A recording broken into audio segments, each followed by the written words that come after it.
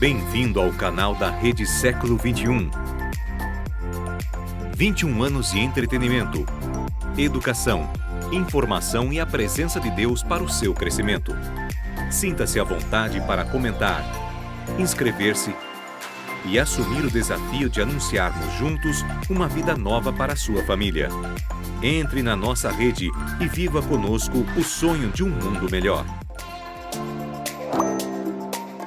Olá, seja bem-vindo ao nosso canal do YouTube aqui da Rede Século XXI, mais uma edição do Século XXI Esporte que traz toda semana para você algum entrevistado relacionado ao mundo esportivo. Por aqui já passaram algumas figuras ilustres, como por exemplo o Goiama do tênis de mesa, André Heller do vôlei, Ana Moser, ex-atleta de vôlei também, Ellen Luz do basquete, alguns membros representando o futebol também, como Fumagalli, como Gilson Kleina, técnico de futebol.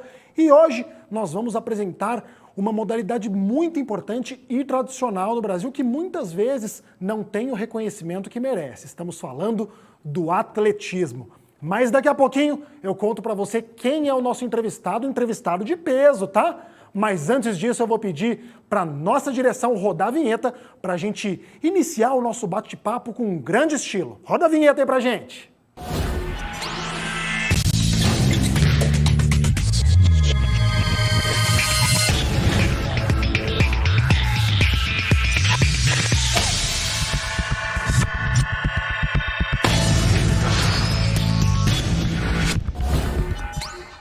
Tá aí, sem mais delongas, já vamos logo apresentar o nosso convidado de hoje. Trata-se de Evandro Lázari, treinador da Seleção Brasileira de Atletismo.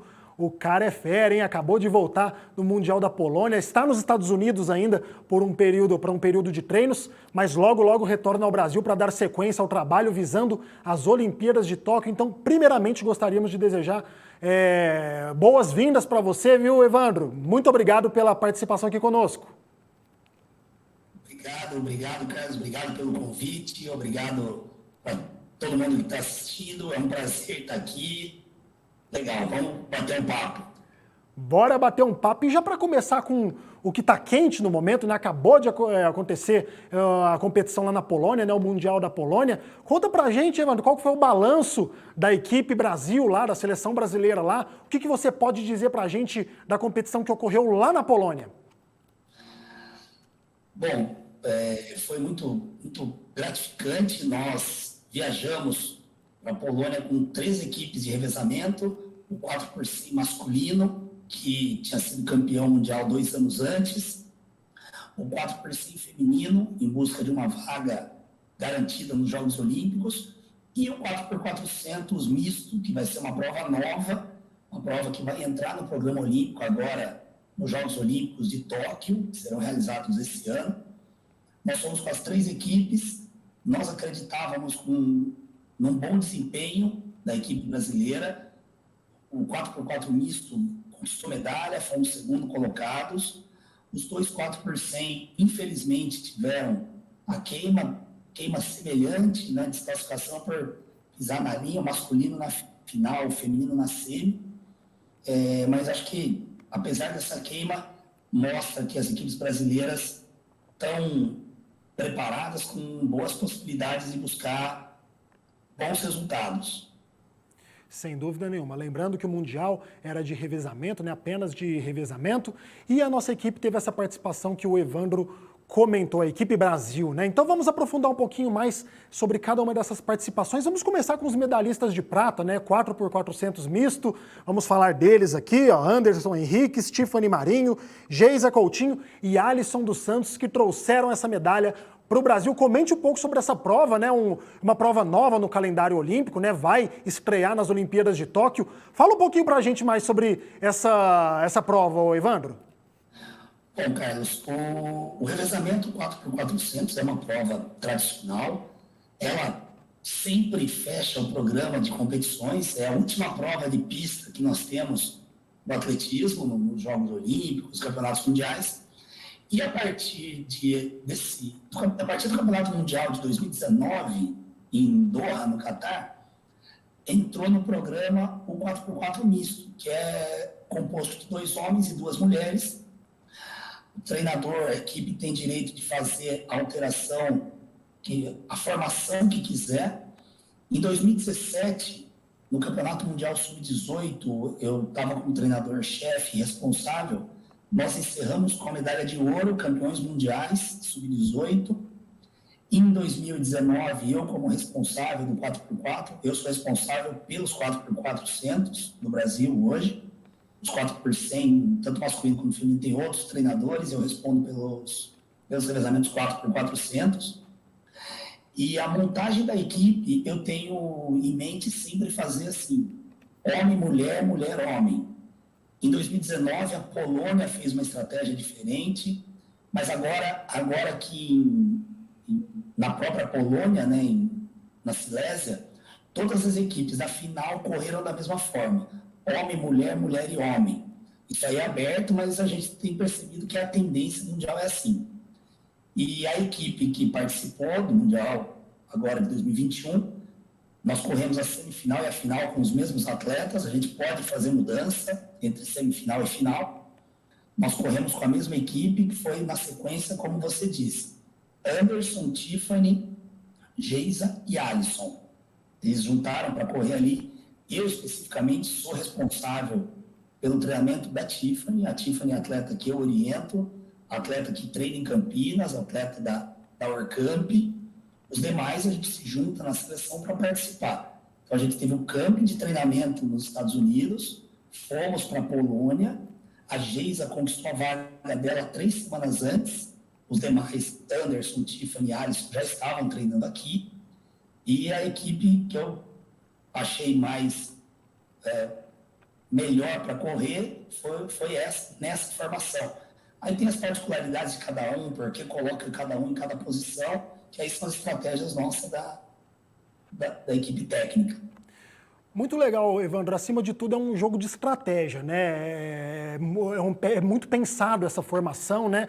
Tem, claro, relação com os tempos. A gente viu algumas formações diferentes, né? Começando com as duas mulheres, se eu não me engano, nas eliminatórias foi Portugal e Holanda que começaram com essas formações diferentes. Muda muito, Evandro. Vale lembrar também que a mulher ela tem um desempenho 6 segundos mais lento do que o homem, é isso mesmo? Aí tem variações, né? Dependendo do nível que nós temos do masculino e do feminino. Mas são estratégias que a gente usa a característica de cada um. Por exemplo, o primeiro homem é um homem que sai bem do bloco, o primeiro atleta que ele faz uma largada boa.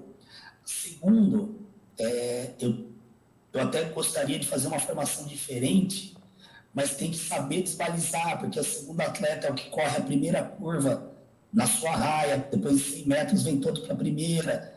Então, eu gostaria de fazer uma formação diferente, mas a Tiffany sabe fazer bem essa função. A Geisa ali de terceira, que na verdade eu gostaria até de inverter uma com a outra, mas a característica melhor é assim. E o Alisson, que está fazendo uma boa temporada, foi opção para deixar por último, porque ele já sai lançado. Então ele vem ali, ele corre 410 metros. Então ele já vem lançado, a gente aproveita esse bom momento do atleta, um atleta que está correndo rápido, que correu melhor esse ano, o brasileiro correu melhor esse ano. Sem dúvida, o Alisson que pegou a prova ali um pouquinho atrás, se eu não me engano, na 4ª ou 5ª posição, fez uma corrida de recuperação para conquistar a prata, mas daqui a pouquinho a gente vai falar mais dele, e também da prova do qual ele é especialista, né, que é a 400 com barreira. Mas agora vamos falar um pouquinho das eliminações, Evandro. Infelizmente aconteceram desclassificações da equipe brasileira no 4x100, tanto feminino quanto masculino. Mas vamos começar falando do feminino, que foi eliminado nas eliminatórias, né? Conta pra gente tecnicamente qual foi o erro ali, como fazer para evitar. Conta pra gente que não tem tanto contato com o atletismo, que não conhece, mas que tem muita dúvida e curiosidade. Por favor, Evandro. Claro, tanto o 4x feminino quanto o masculino foi o mesmo erro que teve a desclassificação. Eles pisaram na linha, e pisou na linha, está desclassificado. O feminino, especificamente, foi na semifinal. Elas ganharam a série delas. Foi um tempo relativamente bom, já correram melhor esse ano, mas a passagem da segunda para a terceira mulher, a atleta que foi correr de terceira, infelizmente ela pisou na linha interna, né, um toque na linha, e hoje a competição tem câmeras espalhadas pelo estádio todo, e como ela pisou, chegou, correu, mas teve essa desclassificação, e elas não puderam correr a final, porque já estavam desclassificadas. E todas as equipes que passassem para a final, automaticamente estavam classificadas para os Jogos Olímpicos. E dos 3 revezamentos que estavam lá na Polônia, né? O 4x100 feminino ainda não tinha classificação, porque no Mundial de 2019 em Doha, no Catar, aconteceu a mesma coisa. Mas, infelizmente, agora elas vão ter até dia 29 de junho para buscar a vaga olímpica delas. E como é que funciona essa busca pela vaga olímpica? Elas têm alguma outra competição? Elas fazem como para selecionar esse tempo, para melhorar o tempo delas e conseguir esse índice? Como que funciona? São 2 formas de entrada nos Jogos Olímpicos, tanto para o revezamento quanto para a prova individual. A prova individual vai ficar de lado. O revezamento é o seguinte, são 16 equipes que vão participar dos Jogos Olímpicos. As 8 primeiras colocadas do Mundial de Doha, Mundial de Atletismo, não Mundial só de revezamento, né, de todas as provas, as 8 primeiras colocadas e os 8 primeiros colocados do Mundial de Revezamento. 8 com 8 dá 16. Porém, muitas equipes são as mesmas.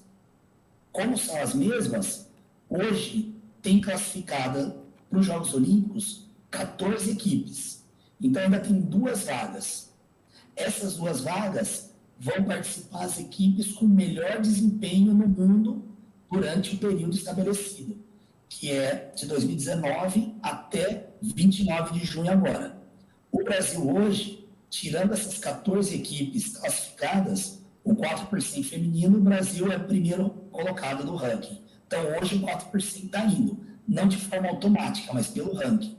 Entendi. Bom, de qualquer forma, estamos nos classificando para as Olimpíadas, que é o mais importante, né? Poder chegar lá e principalmente aprender com os erros cometidos nesse último Mundial.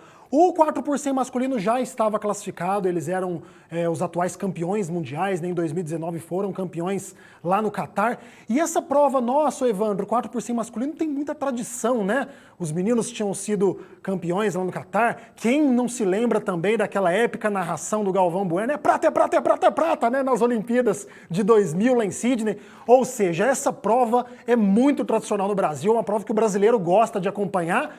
E o que o brasileiro pode esperar para as Olimpíadas de Tóquio nessa prova do 4x100 masculino? Então, Carlos, eles foram campeões do Mundial de Revezamento de 2019, que foi em Yokohama. Yokohama, perdão, é verdade. Isso. Em 2019 teve o Campeonato Mundial em Doha, porém eles estabeleceram um novo recorde sul-americano, mas não ganharam medalha, né? Então, assim, também, voltando, eles tiveram a desclassificação da mesma forma do feminino, do segundo para o terceiro homem, na segunda curva ali, foi no mesmo lugar, o atleta também pisou na linha, foi o mesmo modelo de queima, porém eles estavam na final, naquela briga ali com a África do Sul, o atleta da África do Sul que fechou a prova, ele é um atleta de 9,90, então dava para esperar que ele vinha buscar mesmo o resultado, mas é uma equipe que é forte, o Brasil tem a tradição, são 3 medalhas olímpicas no 4x100 masculino, 96, 2000 e 2008, então é uma tradição do Brasil, o revezamento 4x100 masculino, e é uma possibilidade de brigar por medalha nos Jogos Olímpicos, sim, acreditamos que eles vão corrigir os erros, os treinadores específicos do 4x100 estão atentos, acompanhando, já conversaram após a prova e quem sabe a gente consiga resultados interessantes aí nos Jogos Olímpicos. Tomara, estaremos na torcida por aqui. Vamos falar um pouquinho agora sobre o Alisson, né? A gente comentou um pouquinho dele antes, Alisson dos Santos, né? Que participou do 4x400 aí, foi medalhista de prata junto com a equipe, mas que é barreirista, né? Ele corre os 400 com barreira. Ele tem mais chance de ganhar medalha no 4x400 ou no 400 por barreira, Evandro? Olha, Carlos, o Alisson é um grande atleta. Hoje ele está entre os melhores do mundo. Ele foi finalista em Doha, na prova dos 400 com barreiras. Mas nos Jogos Olímpicos o revezamento ele não corre, porque é no mesmo dia da semifinal dos 400 com barreiras. Que pena. Então a gente já sabe que no misto a gente não vai poder contar com ele. Caso o Brasil classifique o 4x400 masculino, que hoje está classificando pelo mesmo esquema do 4x100 feminino, são 12 equipes classificadas pela colocação e tem mais 4 vagas. O Brasil está com a 15ª vaga hoje. No caso do masculino se classificar, ele tem chance. Hoje ele estaria um dos 4 que correria o masculino. Mas a ideia, o treinador dele, tem um treinador dele específico, é ele fazer uma participação no 400 com barreiras. Em Doha ele já foi finalista. Acho que é um atleta que tem grandes chances, está aí. Hoje, 2021, ele está em primeiro do ranking mundial da prova dele. Então, ele é um atleta que tem bom potencial. Legal. Fazendo uma avaliação de todos os cenários, de todas as provas, qual é a prova que a gente tem mais chance de medalhar nas Olimpíadas de Tóquio, que você enxerga assim? Bom, nós temos algumas possibilidades. Não dá para descartar o Thiago Braz, atual campeão olímpico do salto com vara. No final do ano passado, quando liberaram as competições, né, todo mundo, no meio da pandemia, ele fez um bom salto. O Thiago, ele está ali entre os 5 melhores saltadores, melhores marcas, então não dá para descredenciar um atleta recordista olímpico que, tendo a melhor agora próximo aos Jogos, ele pode vir brigar por uma medalha. Nós temos o Darlan Romani, o arremesso do peso. O Darlan foi 4º no Mundial de Doha, uma marca que em todos os mundiais, desde a criação do Mundial de Atletismo, foi a primeira vez que não ganhou medalha. Em vários mundiais, a marca que ele obteve, ele era medalhista de ouro, mas foi uma competição forte, e competição é assim, momento, tem que estar bem ali no dia. Mesmo ele fazendo a melhor marca dele, competindo muito bem, ficou em 4º. Darlan tem grandes chances. E aí nós temos alguns atletas que vão brigar com boas chances. Você citou o Alisson, o Gabriel Constantino, no 110, 4x100 masculino. São provas com chance de brigar ali por medalha. E alguns atletas com chance de ser finalista. E aí, estando na final, nós temos no 400 com barreiras, eu oriento o treinamento do Márcio Teles. O Márcio foi 11º do ranking mundial em 2019. Também é uma grande possibilidade de ser finalista. Os 2 revezamentos 4x4, tanto o misto quanto o masculino, se classificar, tem chance de final. O 4x100 feminino, chance de ser finalista. E por que a gente fala do ser finalista? Algumas das provas, você estando na final, tudo pode acontecer. Temos o Almir, do salto triplo, que é um atleta que já foi vice-campeão do mundo, tem boas chances de estar entre os 8. Então, a gente tem algumas possibilidades. Então, assim, claro, a gente gostaria que todos saíssem com medalha, mas acho que está melhorando, a gente está num caminho legal. Com certeza. Como que está o apoio ao atletismo aqui no Brasil, Evandro? Ainda falta muito para a gente chegar, por parte do governo, de patrocinadores. Como que é o apoio, o patrocínio para as equipes de atletismo? Eu estou falando sem ser seleção brasileira, as equipes mesmo. Como é que funciona? Bom, Carlos, sempre foi uma briga para conseguir patrocínio, conseguir verba, conseguir espaço.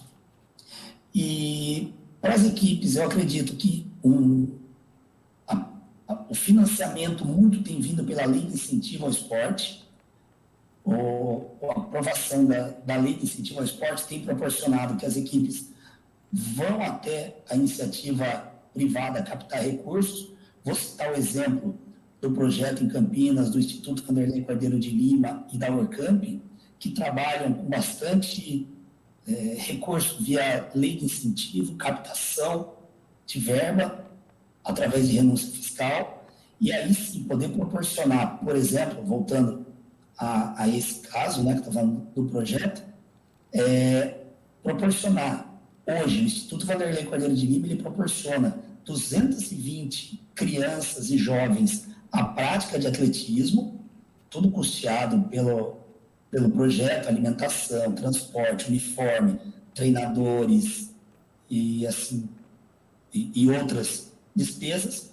E aí o atleta passa para a Orcamp, que é a equipe de desenvolvimento, em que os atletas já participam de competições, disputando brasileiros, sul-americanos, pan-americanos, mundiais, Jogos Olímpicos. Então, o financiamento vem bastante de leis de incentivo, tanto federal quanto estadual. E alguns patrocínios diretos que apoiam as equipes. Mas, é claro, se a gente comparar com algumas outras modalidades, a gente precisa muito ainda. E até o atletismo é uma modalidade barata.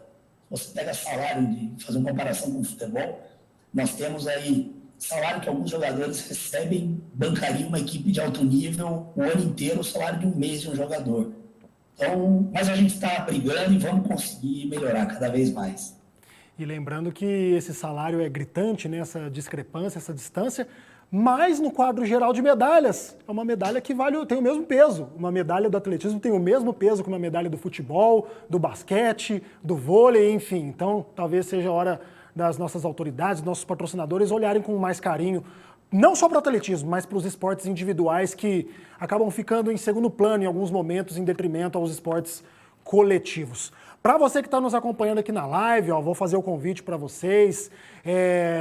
Curta esse vídeo, compartilhe esse vídeo. Se você ainda não é inscrito no nosso canal, se inscreva também, porque tem muito material, muito conteúdo bacana aqui durante a semana. Lembrando que as lives acontecem aqui de segunda a sexta-feira, tem vídeos com vários conteúdos, tem notícias, tem o Entenda a Notícia da nossa Renata Moreto. De sexta-feira tem aqui o esporte, então ative as notificações para você ficar sempre por dentro de tudo que está acontecendo aqui no nosso canal da Rede Século XXI.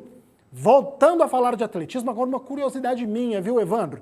Eu gostaria de saber como que funciona o treinamento para o revezamento. A gente vê que é uma prova extremamente técnica, né? Passagem de bastão, todas as nuances dessa prova. Como que funciona o treinamento desses atletas de alto rendimento? Bom, o treinamento do revezamento 4x100 ele é diferente do treinamento do 4x400. O 4x100 tem uma passagem que a gente chama não visual ou às cegas, em que o atleta ele vem correndo e ao pisar numa marca, o atleta que vai receber o bastão parte para a sua corrida. E depois eles não têm mais contato visual nenhum. Quem está correndo vai receber o bastão, corre olhando para frente. Então o atleta que vai passar, ele faz um comando de voz, combinado entre eles, para o atleta da frente colocar a mão para trás e receber o bastão. Então essa é uma passagem não visual. Por isso, muitos casos acabam tendo queda de bastão, o atleta um não alcança o outro, da frente saiu mais. Então, existem estratégias, os treinadores específicos, eles trabalham bastante em cima disso. Dessa passagem rápida, eles trocaram o bastão mais próximo da linha final, da zona final de passagem, para eles conseguirem aproveitar a velocidade.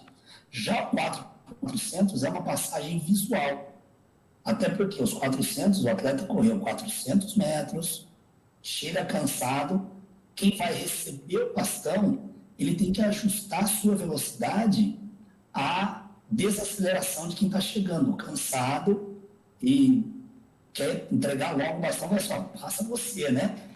Então, aí já é uma passagem que a gente treina em intensidades mais baixas, não é feita tão em velocidade como a do 4x100. Então, o 4x400 a gente tem algumas estratégias de fazer passagens em velocidades menores, porém também sincronizando a velocidade que um vai chegar cansado e o outro também não pode sair tão rápido, senão não tem troca. Pessoal que está assistindo, vocês acharam que era só pegar, sair correndo, né, e ganhar na velocidade, mas não é bem por aí não. Tem uma estratégia por trás disso, tem muita técnica, muito treinamento para que o movimento saia perfeito no dia da competição. Ô Evandro, outra pergunta minha que eu tenho muita curiosidade. Por que existem alguns países que têm tanta tradição em provas de velocidade, mas não se destacam em provas de longa distância? E a recíproca também é verdadeira, né? Países que têm muito destaque em provas de longa distância que não se destacam nas provas de velocidade. A gente dá exemplo aqui das provas de velocidade. Estados Unidos, Jamaica, o próprio Brasil tem bastante tradição nessas provas de velocidade. E na longa distância a gente falando do Quênia, da Etiópia, enfim, desses países que têm muito destaque. Existe algum fator genético, alguma coisa cultural? Qual que é a explicação para isso? Legal. Carlos, eu vou só pegar um ganchinho que você falou. Eu digo sempre para os alunos que correr não é só correr. Correr tem várias outras fatores que influenciam.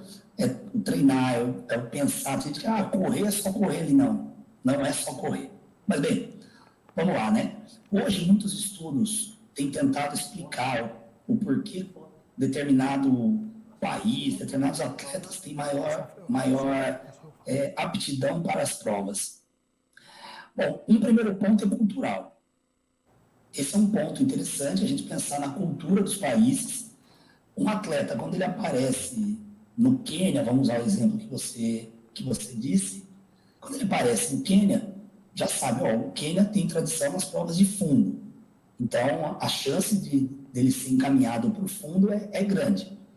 Mas por que eles têm isso? Bom, aí muito se discute exatamente a questão genética e a questão do ambiente que eles vivem. Os países da África, os deslocamentos são muito grandes. E eles não têm transporte como nós temos.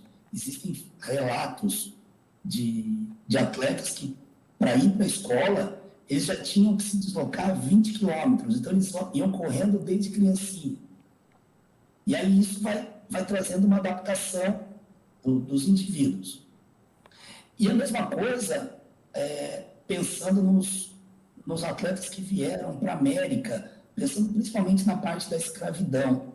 Algumas tribos na África têm atletas de mais força e potência, eles têm uma estrutura muscular diferenciada. Então, muito se discute a questão genética, quais as tribos que têm maior aptidão, né, de acordo com o local em que saiu esse escravo lá há muito tempo atrás. Né? Então, esse é um ponto. E aqui, na América, Jamaica, Estados Unidos, são muito mais presentes as características de provas de velocidade, força, potência. Não só velocidade, saltos também, arremessos. Então, são vários fatores que levam a essa maior aptidão para determinadas provas. É até um porte físico diferente, né? Os fundistas, eles têm uma estrutura mais magra, né? São atletas com um percentual de gordura bem baixo mesmo. Já os atletas de velocidade também têm um percentual de gordura baixo, afinal são atletas, né? Eles são praticamente puro músculo, porque é uma musculatura muito bem definida. A gente vê essa diferença na musculatura desses atletas também, dependendo da modalidade deles, né? Sim, eles têm uma estrutura corporal diferente. Os atletas fundistas, eles têm menos massa muscular, não que eles não vão ter percentual de gordura. O percentual de gordura de todos eles é baixo, mas eles são indivíduos geralmente bem mais magros, às vezes até mais altos do que atletas de velocidade, que já são mais fortes, uma estrutura muscular maior. Depois do Bolt, principalmente, se questionou a questão da altura ou não, porque ele era um atleta, um atleta alto, ele tem quase 2 metros de altura, e antes dele falavam que velocista tinha que ser mais baixo. Depois que ele apareceu, falou, não, a gente consegue ter um atleta alto que também corre rápido. Mas a questão do biotipo deles, o fundista, ele é um indivíduo mais magro, e o velocista já tem maior volume muscular. A gente precisa desenvolver força e potência. Tá aí, ó, aprendendo bastante coisa sobre atletismo, sobre muitas coisas relacionadas a esse esporte, a essa modalidade, com o professor Evandro. E aqui no Século XXI Esporte, né, no nosso esporte aqui da Rede Século XXI, às vezes a gente dá espaço para essas pessoas que merecem ser ouvidas e que merecem aparecer, né? A gente não valoriza só o atleta aqui, não. O treinador tem uma importância fundamental no alto desempenho também, nessas grandes competições que a gente gosta de comemorar e exaltar os atletas, né? Mas por trás existe treinador, existe preparador físico, existe toda uma equipe nutricionista, fisioterapeuta, médico, enfim, uma equipe de alto rendimento também para que o atleta chegue até lá. E o Evandro é bastante experiente já em competições, já tem Olimpíadas na bagagem, vários mundiais, e temos algumas fotos para mostrar aí do Evandro nessas competições, né? Olha lá que bacana, o Evandro. E aí, Evandro, vai comentando as fotos aí, a gente vai passando uma por uma, você pode ir comentando. Onde que foi isso aí? Legal. Esse aí foi uma foto no camping aqui nos Estados Unidos, uma competição antes da ida para o Mundial. Né? Tá a Tiffany, que correu a segunda perna no 4x400. Do meu outro lado, o Márcio Teles, que é um atleta que eu oriento, tetracampeão brasileiro dos 400 com barreiras, já nos Jogos Olímpicos. Ele participou dos Jogos Olímpicos do Rio, vai participar dos Jogos Olímpicos de Tóquio. Então, nós estávamos aqui treinando. Essa é a Tiffany, na pista aqui em Chula Vista, nos Estados Unidos. Um dia antes da competição, lá no Mundial de Revezamento. Legal. Né, com a Tiffany. Gente, aí, olha a musculatura da Tiffany. A mulher é forte, hein, Evandro?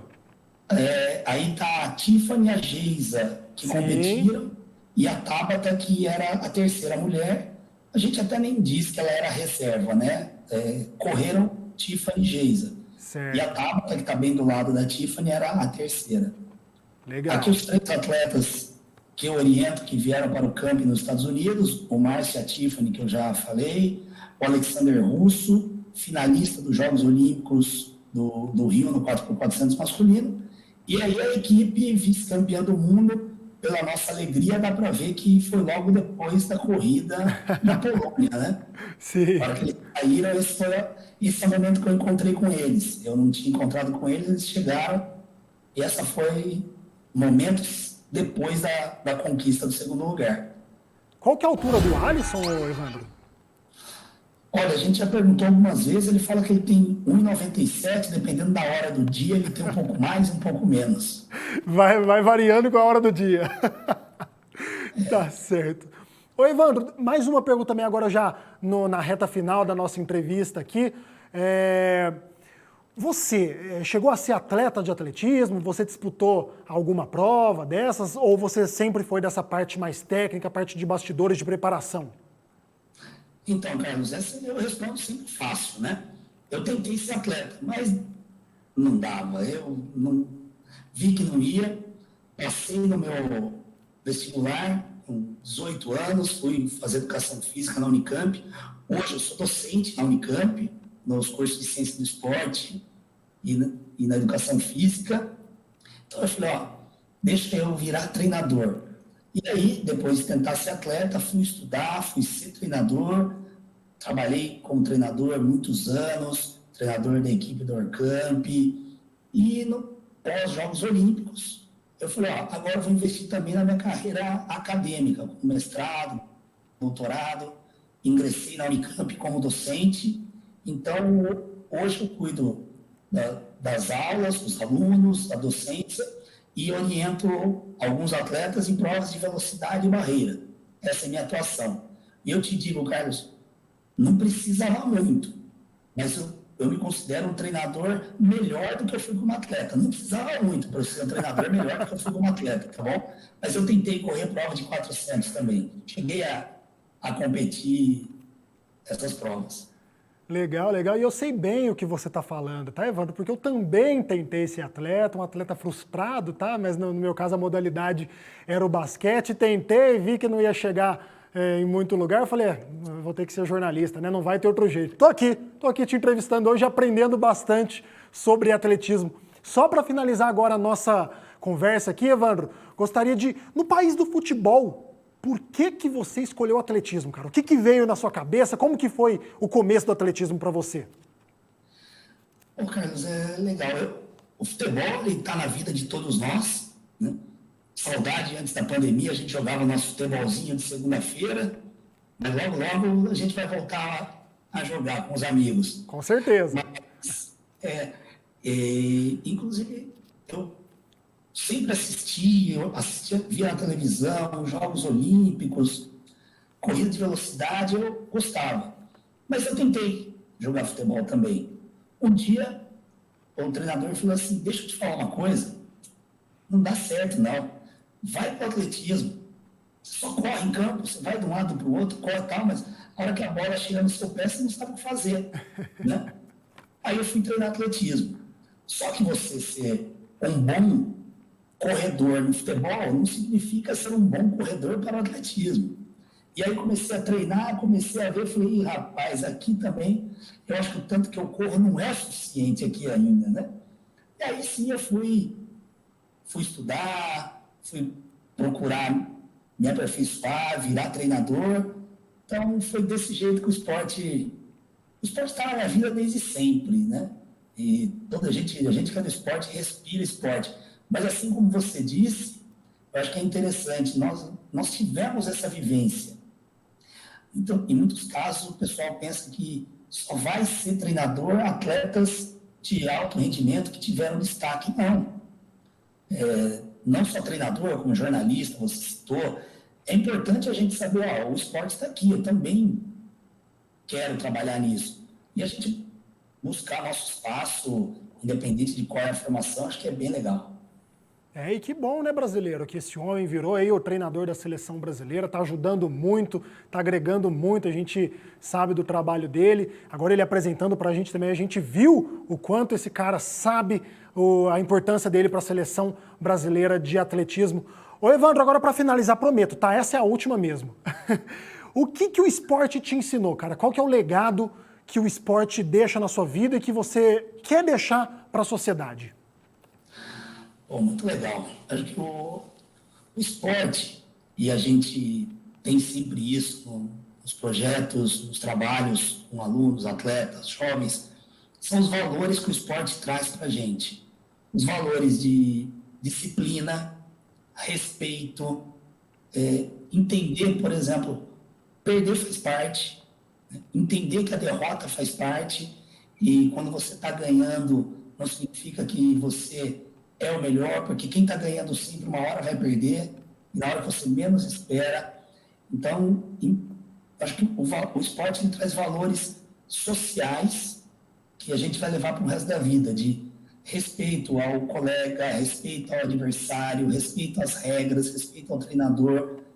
Então, são várias atitudes que a gente vai levando para a nossa vida e que o esporte, ele ajuda a reforçar esse caráter psicossocial em todos os praticantes. Eu sou suspeito para falar, porque eu vivo esporte o dia todo, então eu acredito no potencial esportivo para o processo social, educacional dos jovens e crianças. Sem dúvida, concordo 100% com tudo que você falou, Evandro. Eu sei a importância do esporte, trabalho hoje, né, com o jornalismo esportivo e sei a importância que o esporte tem na vida das pessoas, nos valores, como você mencionou também no projeto educacional das nossas crianças, desde novinhos, para levar esses valores que o esporte oferece por toda a vida, para ser um cidadão de bem. Evandro, muito obrigado pela participação, viu? A gente fica muito feliz com professores aqui, o coach professor também aqui conosco, explicando um pouquinho mais sobre o atletismo, né? Modalidades que às vezes não são muito difundidas, não são muito mostradas, né? Divulgadas na nossa mídia, mas que aqui no Século XXI Esporte a gente dá espaço e vai trazer outros nomes relacionados ao atletismo aqui também. Então, muito obrigado pela participação e as portas estão sempre abertas para você aqui. Eu que agradeço o convite, precisando, eu estou à disposição, já tive outras oportunidades na TV Século XXI. Obrigado pelo espaço que vocês dão para essas modalidades e também fico à disposição, o que precisar, contem comigo. Valeu, professor Evandro Lázari, nosso entrevistado de hoje. Mais uma fera aparecer aqui no Século XXI Esporte, né, na nossa live. Que bacana, né? Toda semana a gente trazendo atletas, treinadores, pessoas envolvidas com o esporte para falar um pouquinho mais sobre nossas modalidades, sobre o Brasil, né, nessas modalidades, sobre todo esse contexto esportivo. Muito bacana. Na sexta-feira que vem, claro que temos mais um convidado muito especial. Eu espero vocês aqui sexta que vem, hein? Não serei eu, vai ser o Carlos Freitas que vai apresentar. A gente vai revezando aqui, mas teremos um conteúdo muito bacana para vocês, tá certo? Então temos um encontro marcado sexta que vem, aqui na live do Século XXI Esporte. Até mais!